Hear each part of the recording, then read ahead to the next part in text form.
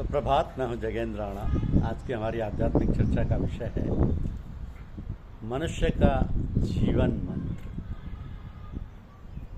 मनुष्य का जीवन मंत्र।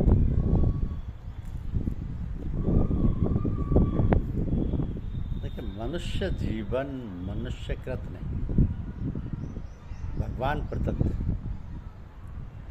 जो विधाता की अनुपम रचना है, वो धरोहर के रूप में उच्च उद्देश्यों की पूर्ति के लिए मिला है।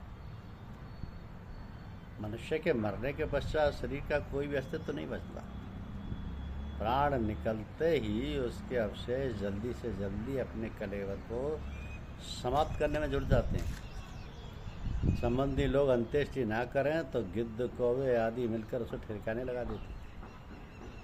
अन्यथा वे लोग थोड़ा अपने शरीर से ही सड़न से उत्पन्न हुए कृमि कीटकों द्वारा सफाचट कर दिया जाता है। तो मनुष्य पर तृष्णा का भूत सवार हो जाता है, तो अपने सुनिश्चित मार्ग से विचलित होकर निम्न स्तरीय विचारों में उलझ जाता है। तृष्णा के माने क्या होते हैं? वित्तेष्णा, पुत्रेष्णा एवं लोकेष्णा, अर्थात लोभ, मोह एवं अहंकार। वित्तेष्णा लोभ, धन का लोभ, पुत्रेष्णा परिवार का मोह, पुत्र का मोह, और लोकेष्णा संसार में प्रसिद्धि, अहंकार, अहम। तो एक निश्चित या सुनिश्चित ध्येय, उसके प्रति समर्पित जीवन साधना मानव को महामानव के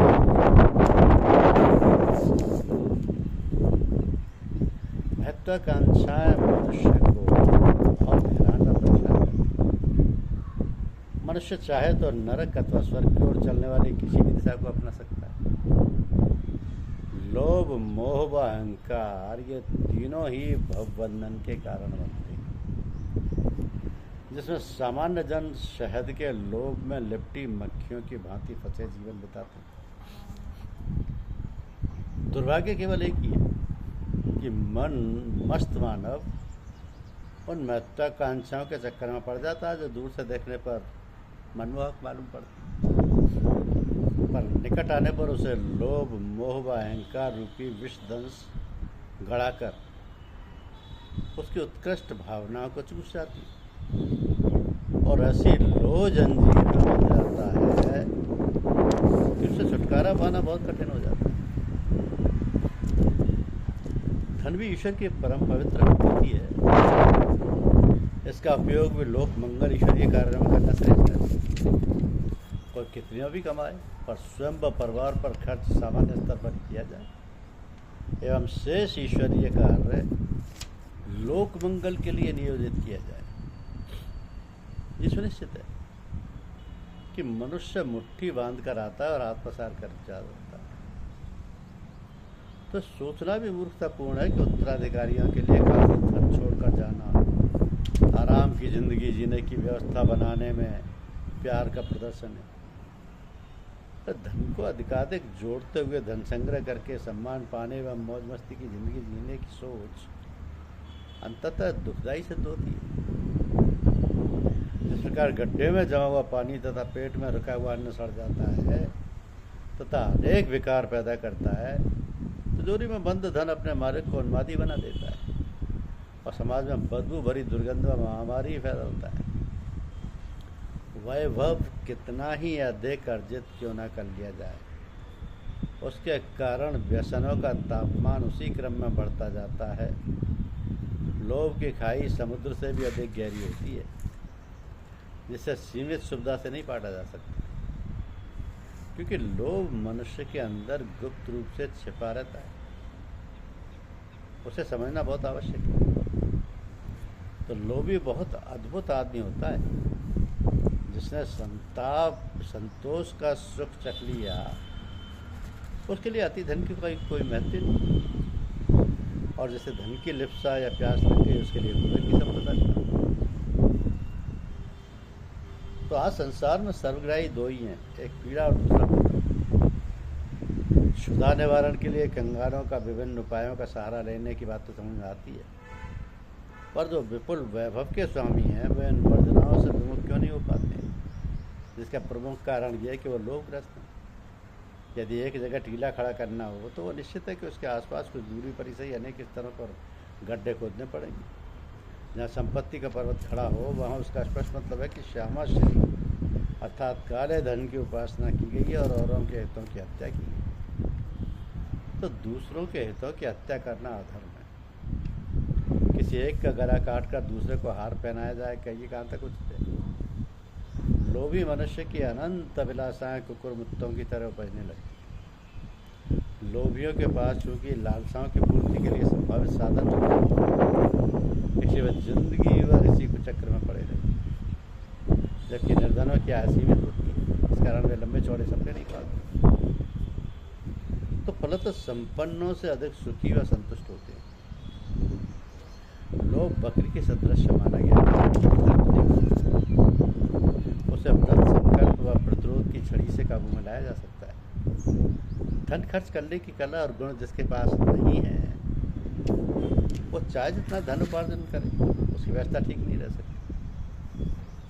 मनुष्य आंखों से नहीं लोभ से अंधा बन जाता है।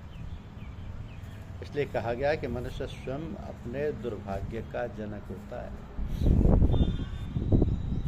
दूसरी महत्वाकांक्षा मोह भी लालच की तरह आदमी खाता है। पाप का बीज को विचारों में रहता है और उसका असर कर्मों में होता है। अंतःकरण में कुविचार उठते ही मस्तिष्क भी उसके अनुसार योजना रचने लगता है, तो जिसे शरीर व इंद्रियों की सहायता से अनायास ही कार्यान्वित कर डालता है।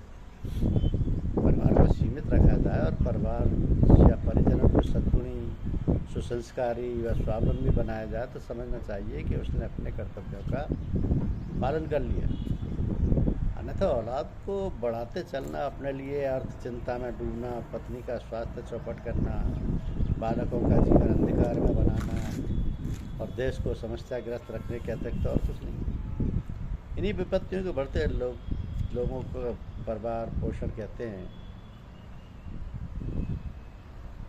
और उन्हें आलसी प्रमादी बनाने के लिए उस पैसे को लुटाते रहते हैं। तो ये जो सच्चाई है जीवन की, इसकी आवश्यकता जीवन में रहती नहीं, क्योंकि मनुष्य अपनी इच्छाओं को नहीं त्यागता। इच्छा उसमें कूट कूट के भरी हुई, काम प्रक्रिया को विष बनाकर अपने मरण का रास्ता बना लेते हैं। अपने को अधिक अमीर और चतुर प्रदर्शित करने के लिए उत्तेजित करने वाला अहंकार है जो हर मानव के अंदर गुप्त रूप से विराजमान रहता है। अहंकार उद्दंडता की पूर्ति के लिए प्रेरित करता है।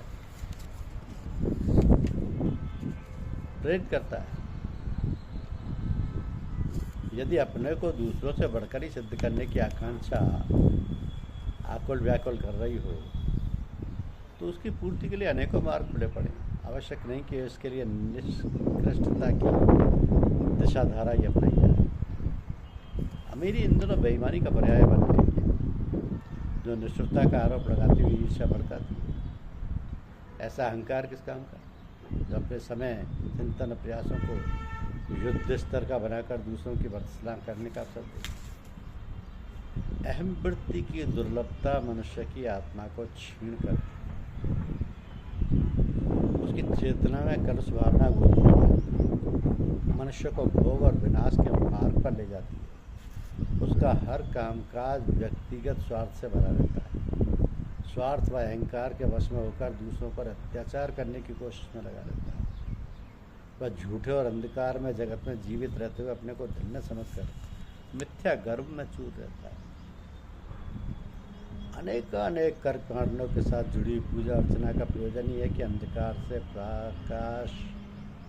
प्रकाश प्राप्त हो, जो जीवन के सत्य और लक्ष्य का बोध करा सके। ईश्वर ने मनुष्य को ऐसा मस्तिष्क दिया जो कठिनतम अनिश्चितताओं का सामना करके भी बड़ी से बड़ी कठिनाइयों का हल चुटकियों में निकालने में समर्थ हो। अब ध्यान रहे कि ईश्वर प्रार्थना किसी भिक्षावृत्ति अथवा याचना का पर्याय नहीं है। ये तो प्रभु से मिलन का भाव या प्रभु से मिलन की भाव भरी पुकार है। हृदय में इस प्रकार की पुकार उठते ही परम कारुणिक प्रभु भक्त से मिलने के लिए, उसके कष्ट को दूर करने के लिए आकुल आतुर हो उठते हैं। उनका स्पर्श हमें खाली संकटों से ही नहीं मुक्त करता, अनेकों दुर्लभ ईश्वरीय विभूतियाँ भी दे डालता है। तो भगवान इतना ओछा भी नहीं है कि अपनी प्रसन्नता के लिए चापलूसों द्वारा किए गए गुणगान से प्रसन्न होकर उन्हें मनचा वरदान प्रदान कर सके। ईश्वर को न किसी के उपहार की आवश्यकता है और न प्रसाद स्वरूप मिष्ठान की। वो इतना दरिद्र नहीं कि किसी का भोग प्रसाद के बिना भूखा बैठा रहे। प्रसाद का अर्थ है प्रसन्नता। प्रसाद वितरण पूजा का समापन सूचक दिव्य कर्म है। प्रसाद चाहे जिस प्रकार का हो, वह साधक के अपनी सामर्थ्य व प्रभु के प्रति प्रेम भाव का द्योतक होता है। तो प्रसाद चढ़ाना भी अपने हृदय की संपन्नता व विपन्नता पर आधारित होता है, जैसे भगवान भाव के भूखे होते हैं। तो उपलब्धियां तो सौभाग्य की सूचक होती हैं, परंतु उसकी सदुपयुक्तता होने पर सार्थक होता है। दुरुपयोग होने से तो अमृत भी विष बन जाता है। उसे लाभ भी उसी स्तर का होना चाहिए, परंतु उसके साथ ये संभावना जुड़ी है कि उसका दुरुपयोग होने पर वह उतना ही अधिक अनर्थकारी होता है और स्थिति सवाल ही नहीं समझती। तो जिस प्रकार किसी वैभवशाली व्यक्ति के द्वारा या वैभवशाली व्यक्ति के द्वार पर हाथी बंधे होने का मतलब होता है उसकी सुविधा प्रतिष्ठा में 4 चांद लगना।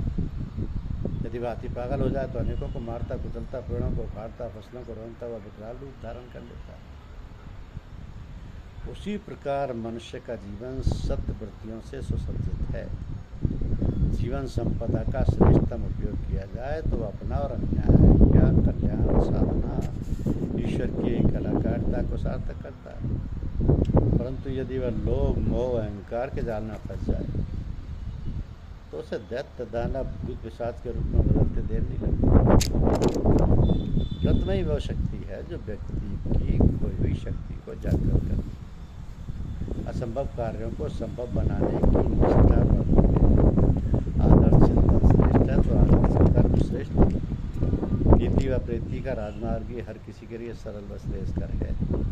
न अकेला ज्ञान पर्याप्त है, न केवल तप। तो दोनों के समन्वय से ही आध्यात्मिक प्रगति का आधार बनता है। लोभ, मोह, अहंकार आध्यात्मिकता के मार्ग पर चलने वालों के लिए हथकड़ी, बेड़ी जैसे अवरोध उत्पन्न करते हैं। लालची, विलासी व्यक्ति को लोभ, लिप्सा इस तरह धकेले रहती है कि उसे परमार्थ में कोई रस नहीं आता। अतः अपनी तराजू पर बांटों से तोड़ने पर उससे स्वार्थ वजनदार होता है और परमार्थ हल्का। इसलिए लालच में थोड़ी कमी पड़ते ही परमार्थ से हाथ खींच लेता है। मनुष्य का जीवन मंत्र भी सुख बांटो, दुख हटाओ होना चाहिए। मनुष्य का जीवन मंत्र सुख बांटो और दुख हटाओ होना चाहिए, या दुख बटाओ। विवेक से ज्ञान व ज्ञान से विज्ञान उत्पन्न होता है। अतः मैर बेरा का भार अपने इष्ट को समर्पित कर मनुष्य को धन से निकालने का प्रयास करना चाहिए। मन को यदि निश्चित क्रम में सुव्यवस्थित कर दिया जाए तो उसकी रहस्यमय शक्तियों में उफान आ जाता है। यही जीवन को दलदल से उबारने की सफलता, सुख एवं संतोष का आधार है। आत्मा की सबसे सफल अभिव्यक्ति इंसानी शरीर में ही संभव है। इसलिए मनुष्य जीवन का महत्व सबसे अधिक है। तो जिस लालच में फंसे रात दिन हम पाप कर्म को करते थे, वो आशा बेकार गई, उसमें निकला कोई सार नहीं। सतगुरु बिना हमने देख लिया कोई भी अपना यार नहीं। हम अपने मतलब की दुनिया या होता किसी से प्यार नहीं। इसलिए मनुष्य का जीवन मंत्र सुख बांटो, दुख बटाओ, जिससे सबका दुख दूर हो, सबको सुख शांति मिले। परम पिता के आशीर्वाद से। धन्यवाद।